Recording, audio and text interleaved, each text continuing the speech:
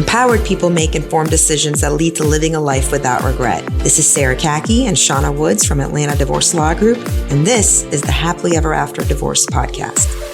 Welcome to the Happily Ever After Divorce Podcast. I'm attorney Sarah Kaki with Atlanta Divorce Law Group, and I'm joined by our managing partner, Shauna Woods.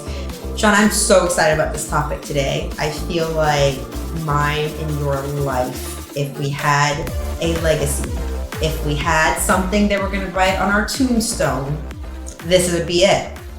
And it's getting comfortable with the unknown. That would be deep in our tombstone. That would be the tombstone. So let me back up. I'll kind of talk about myself for a second, then I want you to tell why this should be on your tombstone as well. Gotcha. My parents, as listeners of the show, have heard before, but here's for anybody that hasn't listened to us before. My parents migrated from Iran from a very comfortable upper class life when I was 3 because Iran was being bombed by Saddam at the time. And the Iranian revolution had changed the culture of the country and changed the freedom of how you could live in the country. And even though my parents had good paying jobs, had all the comforts of their life, and I want to make this very clear, their home the house had not been taken away from them. Their jobs had not been stripped away from them.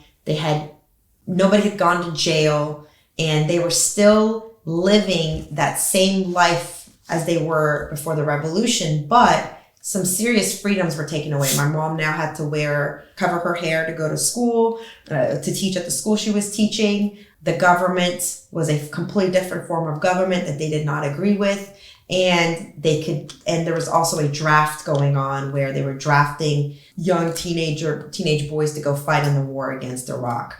So with all this being what my dad could see, he said, I am going to give up this comfortable known that I know and migrate this family as refugees to the unknown.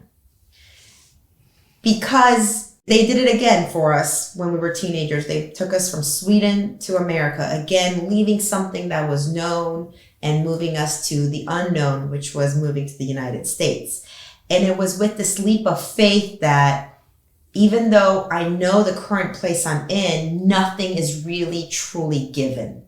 My everyday is not given. This idea that I am living in the know or I know what to expect is a false sense of reality.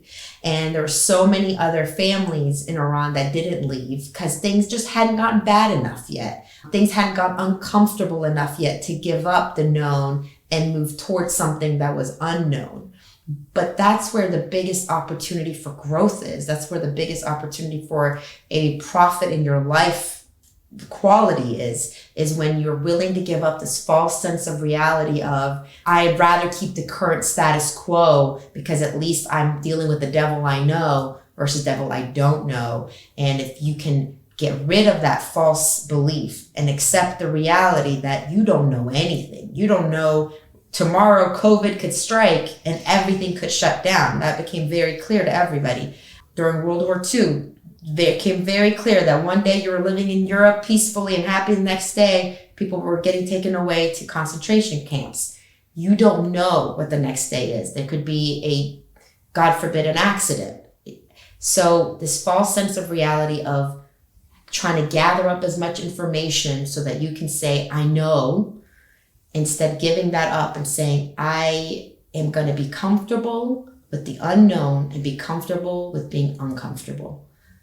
That's my life's legacy that has led me to, I feel, for the most part, live a very fulfilling life where I can take chances and I can create and build based on visions towards desire versus fear of losing something that I'm so scared of letting go because I think that this is a known, right? I'm willing to decide from a place of, these things are things I want to get rid of in my life and move towards things I do want and not hold on to anything dysfunctional because my father gave me this life lesson through the moves he made in our life. Shauna, you've had very similar, not the same story, but in a different way. You've lived in the uncomfortable a lot in order to enrich your life. And I I relate to your dad a lot in that scenario because you had to go, right? You had to go into the unknown. That wasn't your choice. That was your family's choice for you. And I really do admire your dad for making that because, gosh, what a leap of faith. Right. Oh my goodness, your whole world. I mean, not just a religion, not just one congregation, not just one town. Your entire world had to get left behind, and braving into, I don't know what's going to happen when we get there. And it's an amazing story, and I've always admired your story. Mine is different. I grew up basically in a cult-like religion. And one thing about those type of things is they're very comforting when you're in the middle of it, right? They can be very, this is your world. If this happens, you do this. We're expecting this to happen, so this is how you act. If you want to get in good with God, here is what you do, right? It was very outlined for me. And part of that is extremely comforting, but you also, for me, is I was unhappy with the known. The known was not a benefit to me. It was not going to be beneficial to me in my lifetime. It was going to keep me very pigeonholed in this one little area of the world, this one mindset of the world. And choosing to leave at 15 was a huge choice and a huge leap of faith. Basically, because everybody I knew was taught, and most of them did, to then, for lack of a better term, shun me. Yeah. Right? I lost everybody. My mother has, told me you were dead to me, when I left the religion. Now, those things change over time, but jumping into the unknown, it's so very scary sometimes. But a lot of times it comes from that place of necessity, like your family. Right. They saw the writing on the wall. They saw that this is not something I want to be involved in, nor did they want it for you, nor did I want it for my own Sarah. Right. Right? Because I left the religion at 15 and was kind of floundering around, as you do in your teenage years. And when I ended up having my daughter at 18, again, I still knew a very small world, right? Very, very tiny world. The religion I grew up in had not really believed in education. They didn't believe in higher education, especially for women. So my going into a higher education college, not less, law school, was this huge leap. Right. And when I say that there are vast worlds between where I am now and where I was raised, it's almost as if I'm driving back hundreds of years in time to look at me back then. So how does that turn into, how does that affect us? And how can we help others when we've had to walk into the unknown and brave it, right? And just accept it and figure out along the way what's going on. Because we're not getting our normal cues. We're not getting our normal, I see, very simple, example. I see red, therefore my car must stop. Right? That's not going on in our world anymore. So we've had to come to the reality that worlds can change in an instant. In an instant, yep. And a lot of times that's what our clients are going through. But they're so desperately looking for that one answer. Right. That one thing. Well, what happens next, right? A lot of things could happen next. And it's all going to be dependent upon your choices and your attitude. Right. Attitude affects so much of being comfortable with the unknown. What would you say was your poignant moment of knowing that you were comfortable in the unknown? When we came to United States in the summer of 96 to visit family, we literally had packed for a 2-week vacation, planning to go back to Sweden, back home. And my parents sat me and my brother down and said, hey, listen, all the family around here is asking us to stay, and there's a business opportunity we can invest in to get a visa to stay here for at least a year. What do you guys think? And without blinking, I was like, yes, 100%. And it made it, and then, I mean, I was leaving behind the home I grew up with in Sweden. I was leaving behind all these childhood friends that I had been with since kindergarten, a room full of Barbies and toys. I was 13 at that age, so like I can think of my bike, right? Like things that like at that age really matter a lot to you. My best friends all across the street, and there was something so instinctually clear to me that I knew from a young age, like I wanted to go far in education. I wanted to get a degree in law or medicine or something. And it was just so clear to me that this was the country where there was no limits. There was truly no limits on how far I could go. And I had just such an ambitious appetite, even at a young age. And, you know, when you have that kind of an appetite coming from a smaller community, which I grew up in Sweden, I came from a very, very small town. It was pretty much a village. I always felt a little bit like that movie Big Fish, where I'm like, man, like my ambition is quite large for this place. And when I came to America, I was like, oh my God, like is my ambition even big enough for this place, right? And that just drew me in right away. And when they sat us down and said, how do you guys feel about not returning back home and not going, you know, to your going 7th grade back home with your friends? But okay.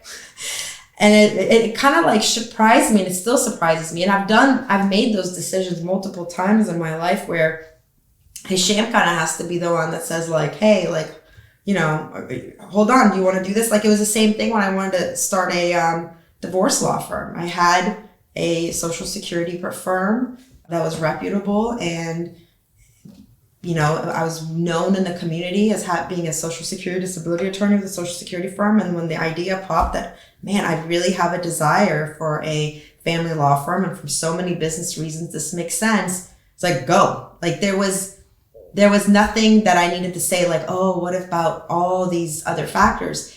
They showed up and I had to handle them. And, you know, I've talked about David Nagel before. What he teaches is the decision comes first. Mm. Then you don't need to know the how. You don't need to know what next.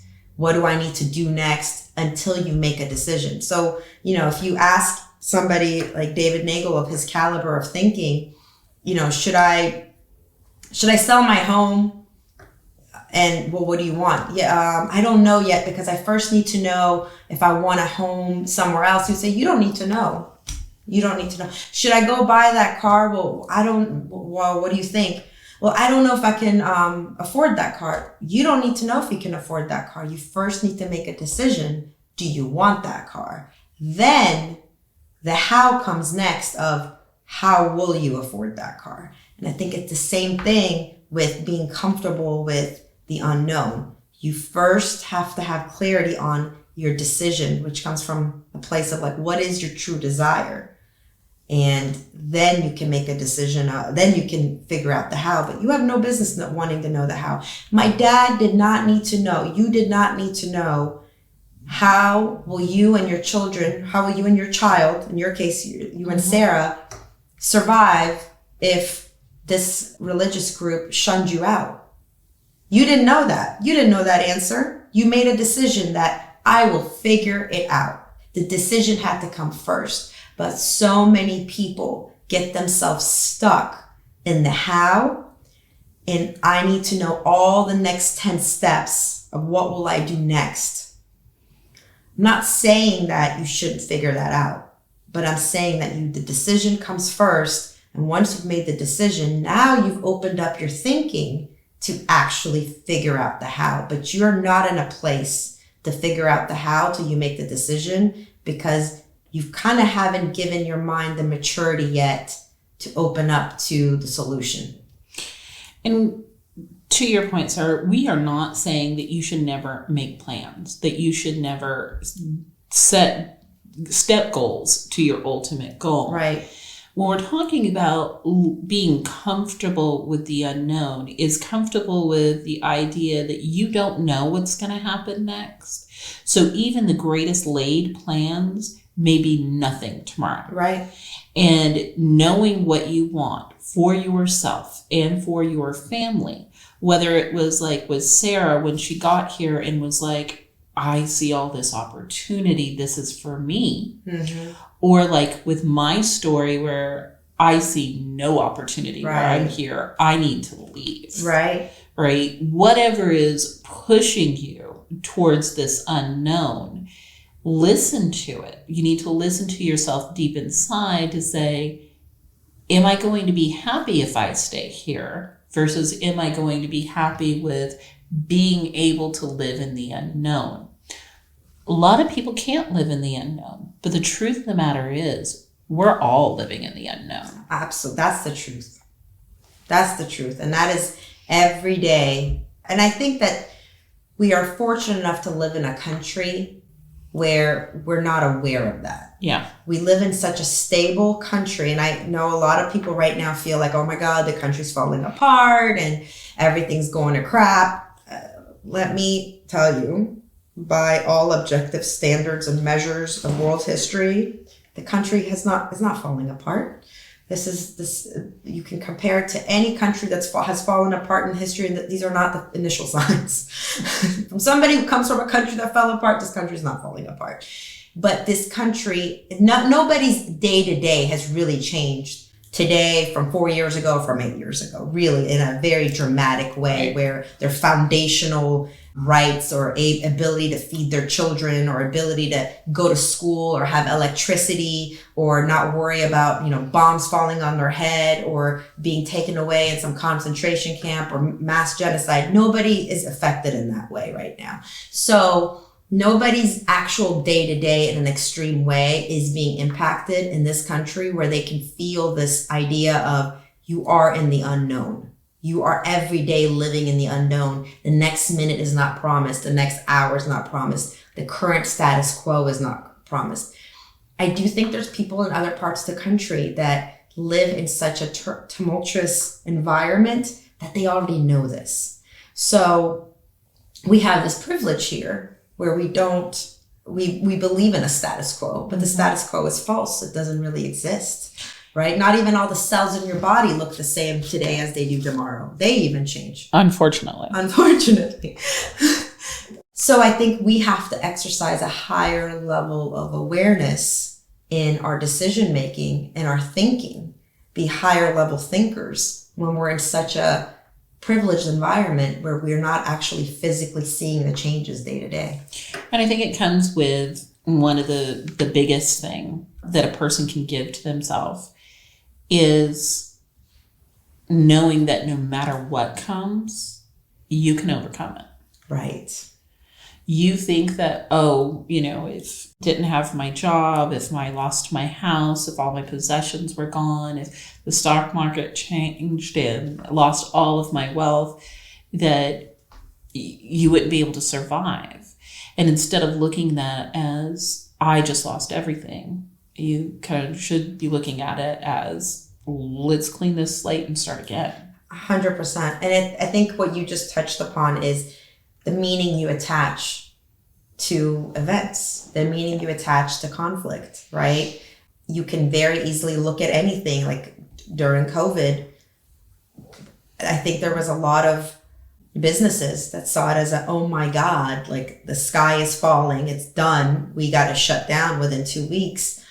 Fortunately, we were in a place and surrounded by a team that our thought process was, wow, more people need us. And not just divorce clients, more other small businesses need us. Our community needs us. We are attorneys who have access to information and have people's trust. How can we actually use that to help more people? It's about the meaning you attach to these events and how you develop that. And I think one of the most valuable things that you just hit on is overcoming the unknown over and over again just builds back that self-confidence muscle we've talked about. The more opportunities you have to expose yourself to something that makes you uncomfortable and overcoming that, that self-confidence muscle becomes so much stronger. But if you've lived a long life and have never really put yourself in any uncomfortable situation. You have to always know all the facts, know all the data. Probably even scarier and scarier monster to overcome the unknown. And I do think that there's a artist, I believe it's Masa Hyde, and it's there's a landscape, and it says that barn burnt down, now I can see the moon. I think it's one of the philosophies I've kind of lived by. Yes, there's something dramatic may just happen, and it really can hurt, and it can be heartfelt in the ways I lost something that I really didn't want to lose. It could be a marriage. It could be custody of your children. It could be a loved one.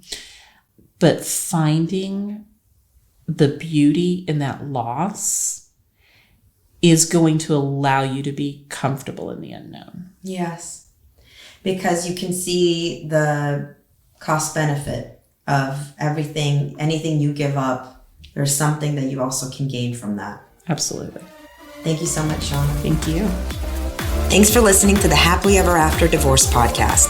If you'd like to learn more, go to atlantadivorcelawgroup.com/resources.